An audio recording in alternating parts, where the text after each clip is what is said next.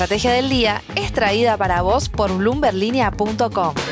Muy buenos días, estrategas. Soy Francisco Aldaya, jefe del Buró de Argentina en bloomberlinia.com, y hoy les voy a contar las 3 noticias más importantes para que arranquen su día. Además, Tomás Carrió en el cierre de la semana, hoy con Mario Greenman de la Cámara Argentina de Comercio. Como siempre, no se olviden de darle clic al botón para seguir a este podcast, de compartir este capítulo, de activar las notificaciones y si les gusta lo que hacemos acá de lunes a viernes, ¿por qué no darnos un 5 estrellas en Spotify o un pulgar arriba en YouTube? 1.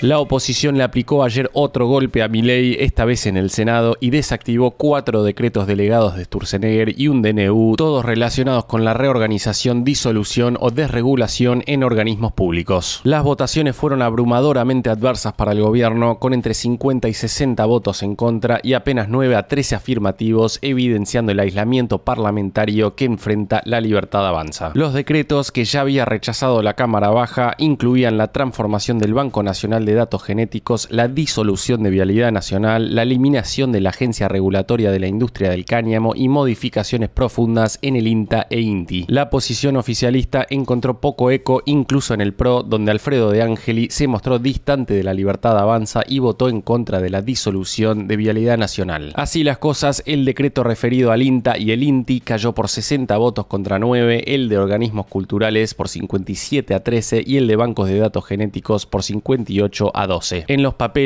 son datos que confirman que Milei va a tener serias dificultades para avanzar con su agenda de reforma sin mayor respaldo legislativo, al menos para blindar sus decretos y sus vetos. ¿Lo conseguirá en octubre? Déjame saber qué pensás en la encuesta de hoy. 2. Ayer estuvimos con Tomás Carrió y Mariano Espina en el evento anual del Council of the Americas en Buenos Aires, que se terminó convirtiendo en la plataforma perfecta para un contraataque de Milei después de la derrota de sus vetos en diputados el miércoles. Guillermo Francos, el propio presidente, y Luis Caputo aprovecharon el encuentro con empresarios para minimizar el impacto político de la sesión del miércoles y redoblaron la apuesta electoral de cara a octubre. Pero Francos también se refirió a la suba reciente del dólar y dijo que se debió a una deformación que tenemos los argentinos de protegernos en el dólar ante la incertidumbre. El jefe de gabinete dijo que la disparada del dólar, que llegó a ser del 20% entre junio y julio, se debió a una cierta inestabilidad emocional en los argentinos que no tiene nada que ver con los datos de la economía. Por su parte, Milei adoptó un tono combativo, asegurando que el Congreso está secuestrado por el kirchnerismo y pirómanos fiscales. El presidente calificó la sesión como un espectáculo macabro y dantesco y advirtió que en las elecciones de octubre se va a poner en juego 2 modelos, la libertad y la prosperidad o las ideas socialistas. El presidente proyectó que en septiembre se verá el piso de La Libertad Avanza y en octubre el techo, siempre que la gente vaya a votar. Caputo, por su parte, relativizó completamente el revés legislativo, calificándolo como un obstáculo de corto plazo y aseguró que el gobierno no se va a mover un ápice de su programa económico. El ministro incluso aventuró que situaciones como estas terminan jugando a favor del oficialismo porque la gente no es tonta. De esa manera fue que el trío gubernamental buscó transformar la derrota parlamentaria en combustible electoral para los próximos comicios. 3. Otra rueda de volatilidad ayer en las tasas cortas en pesos que sigue teniendo en vilo al mercado y a los bancos y posiblemente sea el escenario que el equipo económico esté dispuesto a tolerar hasta las elecciones de octubre. Sí, tenemos que decir que hubo un cambio ayer por parte del Banco Central, que anunció una nueva normativa que permitiría a los bancos arbitrar la caución y los pases sin necesidad de encajar los pesos si quedan neteados. Según Nicolás Capela, de la Mesa de Invertir en Bolsa, es una medida que busca que baje la volatilidad de la tasa de caución a un día y en principio es una buena medida, ya que lo que el mercado precisa es que baje esa volatilidad para volver a confiar en la curva de pesos. El analista de IEP dijo que ayer venía siendo otro día de sangría absoluta para la curva de pesos hasta que de repente empezó a haber mucho volumen en bonos como el T3, T6 y la curva comenzó a ponerse verde. La duda que surge ahora, en sus palabras, es quién salió a pagar, si fue el Central o el Tesoro y si habrá efecto expansivo. De todas formas, Capela enfatizó que una tasa de caución con menos volatilidad y una señal del Tesoro o del Central poniendo pecho a la curva en estos niveles podría ser un buen mix para que el mercado acompañe. La consultora 1816 por su parte parte, habló ayer de un delicado equilibrio que enfrenta la política monetaria hasta los comicios de octubre, donde el gobierno prioriza la desinflación, manteniendo las tasas altas, aunque eso enfríe la actividad. En su informe semanal señaló que con encajes diarios, ahora los bancos llegarán a las licitaciones de deuda siempre cumpliendo con efectivo mínimo, lo que hace más difícil adivinar qué puede pasar con el rollover. En ese sentido, no pueden descartarse nuevas subas de encajes en los próximos 2 meses, aun cuando el 50% de encaje actual en cuentas corrientes, incluyendo encajes remunerados y no remunerados, es el más alto de los últimos 30 años. Considerando la volatilidad de tasas a un día, con la caución variando entre el 2% anual y 148% anual con 24 horas de diferencia, no le sorprendería a 1816 ver más cambios normativos.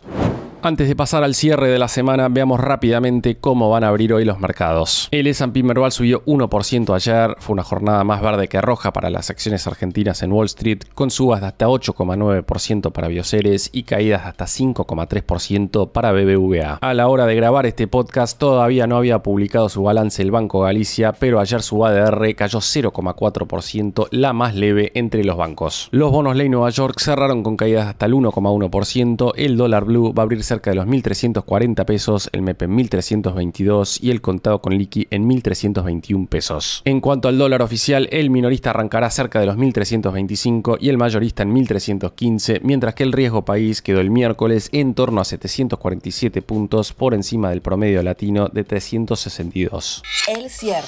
Y ahora Tomás Carrillo con una breve entrevista con el titular de la Cámara Argentina de Comercio, Mario Greenman. Bueno, termina una nueva edición de este Council de las Américas que organiza junto con la Cámara de Comercio. Que primer balance, participaron el presidente Javier Milei, el ministro de Economía Luis Caputo. ¿Qué balance haces? No, la verdad que fue un council extraordinario, con mucha afluencia de público. Los expositores eran de primer nivel, también eso ayudó. Y también el momento, estamos en un momento electoral, o sea que la efervescencia está y todo el mundo quiere venir a escuchar, y en ese sentido me parece que es algo que hay que rescatar. ¿Qué lectura hiciste del discurso de Javier Milei? Estabas recién comentando, decías un Javier Milei genuino. Sí, porque él no dice en los discursos cosas que ya no lo haya dicho o en otro evento o en privado. No, nunca lo encontré a Javier en las distintas conversaciones que tenemos o en eventos diciendo hoy es blanco y mañana negro. Nunca ha sucedido. Y eso para mí es un Javier genuino haciendo campaña como no podía ser de otra manera. ¿Qué pretenden? Que no venga a pedir que lo voten, marcando las diferencias, marcando la gestión, que hay cosas muy buenas para marcar de la gestión, y a pesar de no tener la mayoría, no tiene nada en el Congreso, lo está pudiendo llevar adelante, y eso es muy rescatable de él. Es una persona muy interesante para escucharla, créeme. ¿Cómo llega la economía argentina a esta elección de medio término? Un rebote que empezó a mostrar algunos signos de ralentizarse.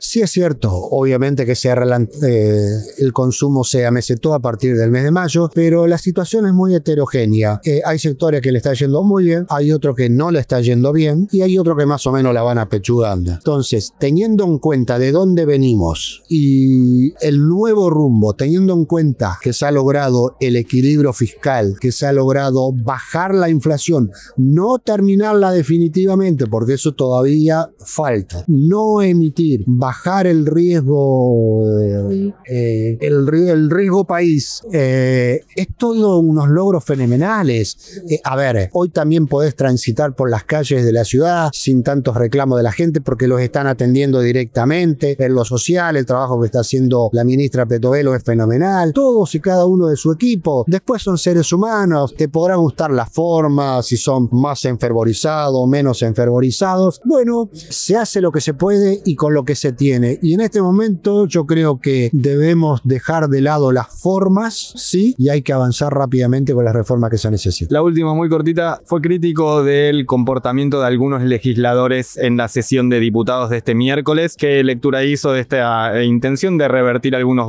vetos del presidente Milei? Bueno, yo comparto la lectura porque son los mismos legisladores que en su momento formaban parte del gobierno cuando ese gobierno vetó un aumento a los jubilados. Son los mismos legisladores que formaron parte de un gobierno cuando ese gobierno aumentó en casi 4 millones de personas que nunca en su vida aportaron, y eso fue tremendamente desastroso para las finanzas, ¿sí? Porque cualquier país necesita en promedio 4 trabajadores activos para un pasivo, y hoy tenés 1,5 trabajador activo por cada pasivo. Es inmanejable. Entonces, ahora que se vengan a rasgar la vestidura es de un cinismo inaceptable. La frase del día. Antes de irnos, escuchemos lo que dijo ayer Manuel Adorni al anunciar que por primera vez desde su expropiación en 2008, Aerolíneas Argentinas registró una ganancia neta anual. Esto sucede cuando se administra con seriedad y sin kirchnerismo. La estrategia electoral de La Libertad Avanza es clarísima: seguir polarizando con el espacio de Cristina Kirchner. Esto fue un nuevo capítulo de la Estrategia del Día Argentina. Yo soy Francisco Aldaya, jefe del Buró de Argentina de Bloomberg Línea, y me podés seguir en X en @franaldaya. No se olviden de darle clic al botón para seguir a este podcast y a la campanita para que se enteren al instante cada vez que sale un capítulo de lunes a viernes. Espero que tengas una gran jornada productiva. Esto fue La Estrategia del Día Argentina, escrito y narrado por Francisco Aldaya. Producido por Arturo Luna y Daniela Hernández. Que tengas un día muy productivo.